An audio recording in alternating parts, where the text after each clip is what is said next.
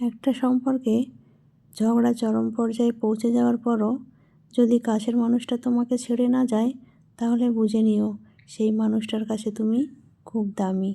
তাই তার দুর্বলতা জেনে তাকে আঘাত না করে সেই মানুষটার ভালোবাসাকে সম্মান করো। কারণ এই স্বার্থপর দুনিয়ায় ভালোবাসার মানুষের চেয়ে আঘাত করার মানুষের সংখ্যা অনেক বেশি।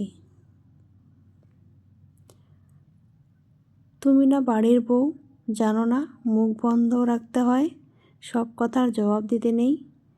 তুমি না বাড়ির বউ, জানো না বেশি জোরে হাসতে নেই। তুমি না বাড়ির বউ, জানো না নিজের স্বপ্ন বলে কিছু থাকতে নেই।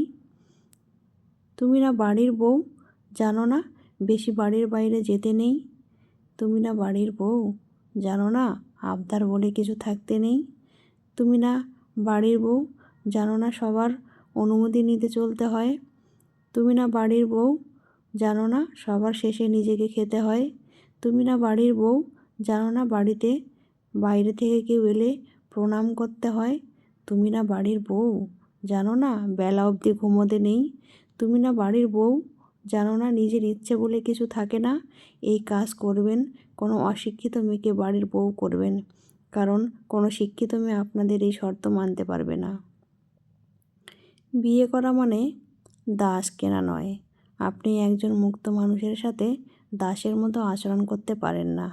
আপনার স্ত্রী আপনাকে বিয়ে করেছে এই জন্য যে যাতে সে তার বাকি জীবন এমন পুরুষের সাথে কাটাতে পারে যাকে সে ভালোবাসে। আপনার কাছে তাই আশা করে যা আপনি তার কাছ থেকে আশা করেন, তাই তার সাথে তেমন আচরণ করুন যেমন আচরণ আপনি তার কাছ থেকে আশা করেন।